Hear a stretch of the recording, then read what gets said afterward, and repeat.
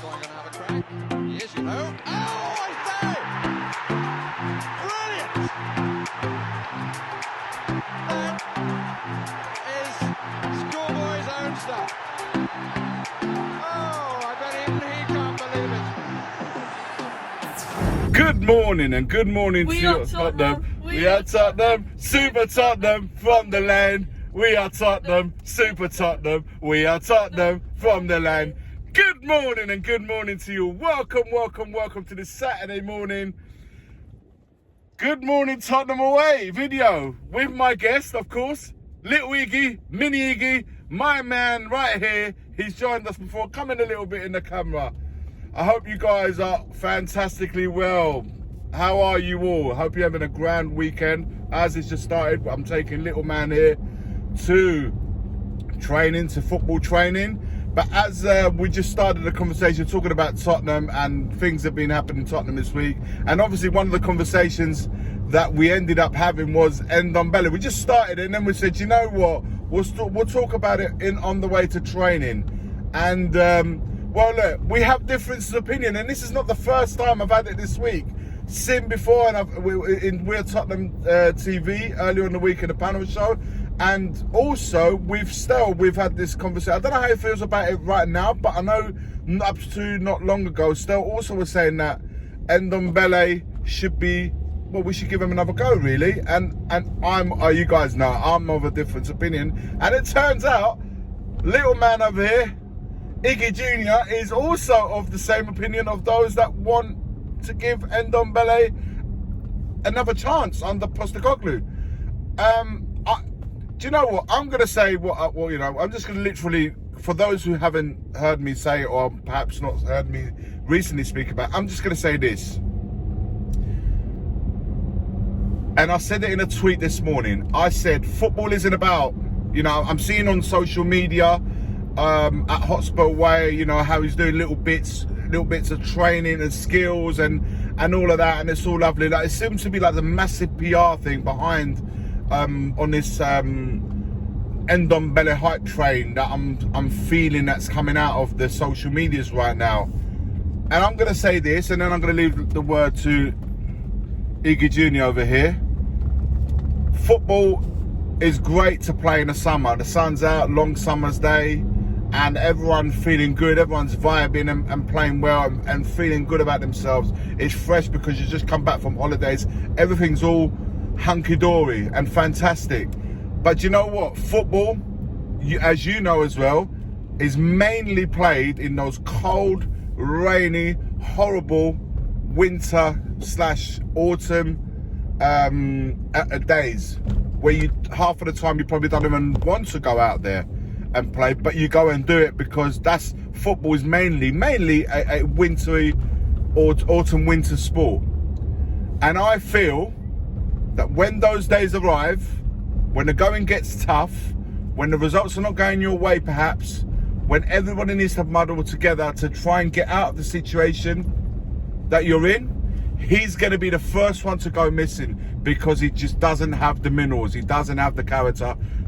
It doesn't strike me as the character that when the going gets tough, he rolls up his sleeves and goes again. Technically, he's a brilliant player. I'll never stop saying that. He's a brilliant player. But you know what? Football isn't just about the technical ability. It's also about the characteristic and what you bring to the table from a character's point of view and at the service of the team. And I don't feel that he has what it takes to put it at the service of the team. It's just mainly about himself. That's my view. Now, I'll come over to you. Iggy, good morning first and foremost. Good morning. Good.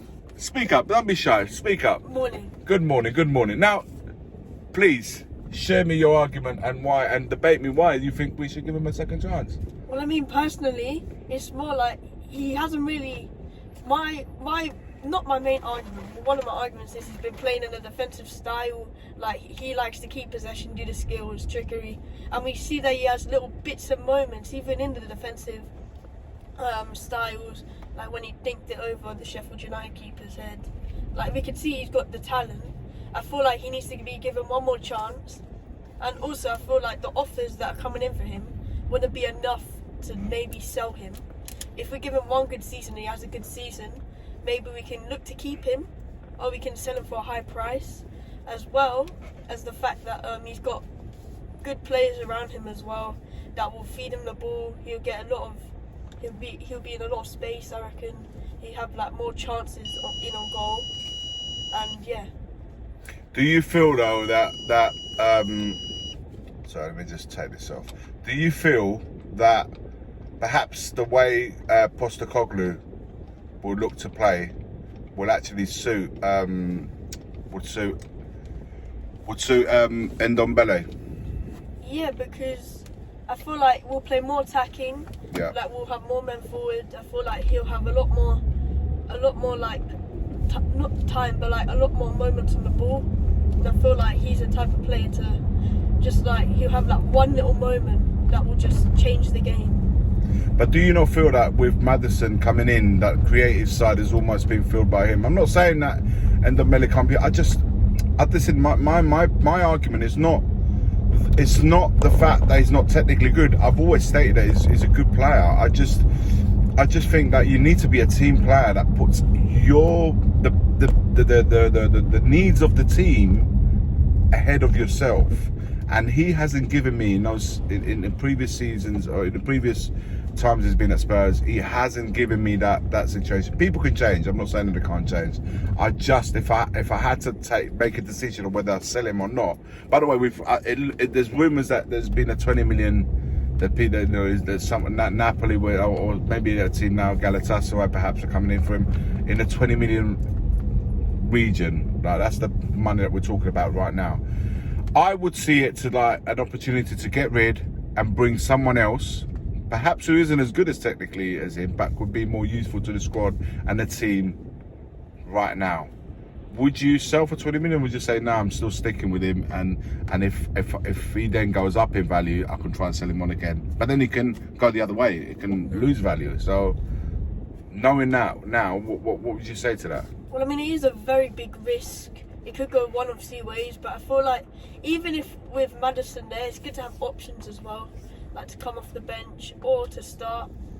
Like, it's good to have good options there instead of just bench fillers. Like, Ndombele is a very good player, so it's good to have those options as well, even if he isn't going to start every game. But do you remember that Morecambe game that we saw together?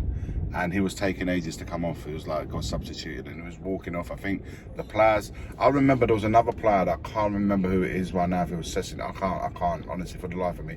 And I remember he was taken, might have been Brian Hill, might have been Brian Hill, I'm not sure. But Ndombele was taken off before. There were two substitutions. One was Ndombele and there was another one immediately straight after. The second substitute, the second player that was brought off, run past him. So he was his number came up after Ndombele, but he got off the pitch quicker than Ndombele did. And I remember Kane was one player that came on amongst and another one, and Kane was like, as if to say, get a move on, move. Like, we're 1-0 down here. Like, we need to win this game, and you're slowing it down. And he got the boos from the crowd. That to me is still very much in my head, and maybe that's my probably the one of the things that stands out the most for me. And listen, I understand what you're saying, the attacking system. I know we've had Conte and Mourinho, and maybe those styles didn't suit him. We went that way, then we went this way, and the defensive way, the attacking way, and we know that he's more better running forward than perhaps running back. I know all of this stuff here. For me, the question mark I have is the character. It's him. Does he put the needs of the team before himself?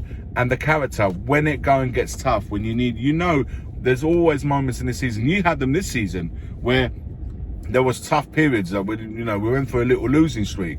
If you had somebody saying, nah, they didn't rally, to make the group tight, to say we need to get out of this situation together, and you have one player that might turn around and go, nah, I'll leave you lot to deal with that. I can't be bothered.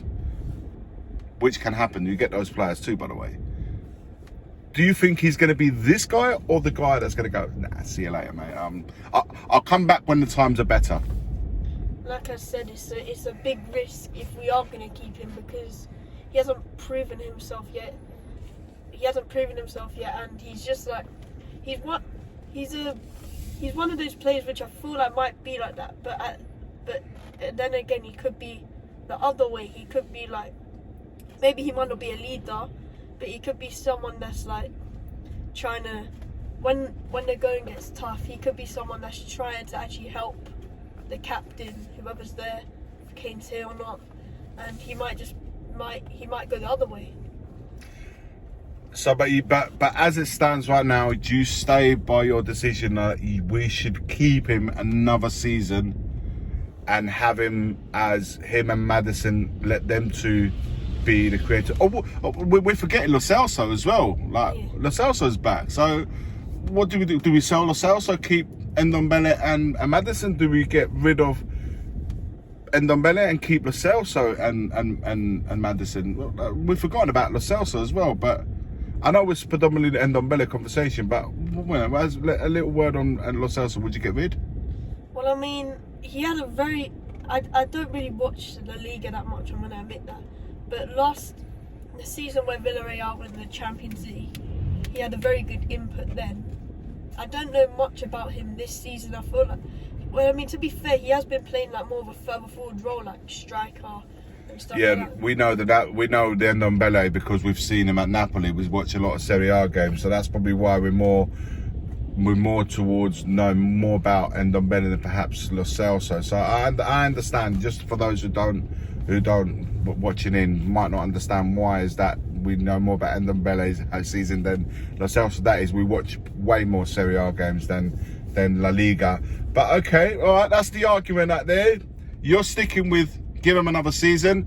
I'm saying sell, get the 20 million if that's the reported amount that's going about. Get the 20 million and invest it in a player that could be more of use for the squad, not just from the playing technical side, because we know Ndombele is probably going to be any better than any players coming in for that sort of figure of money. But I think in as a whole, to be completely immersed in the Tottenham world, like all round, rather than just bits. And for me, it's all about percentages. The highest percentage possible in success, rather than, to me, he's a bit too risky of a situation for me. Let me know your thoughts in the comments below. Like, comment, and subscribe. And as always, and forever always, come on, you Spurs. The first game we look for, Robbie. Tottenham away. When we got Tottenham away. Tottenham away. When we got Tottenham away.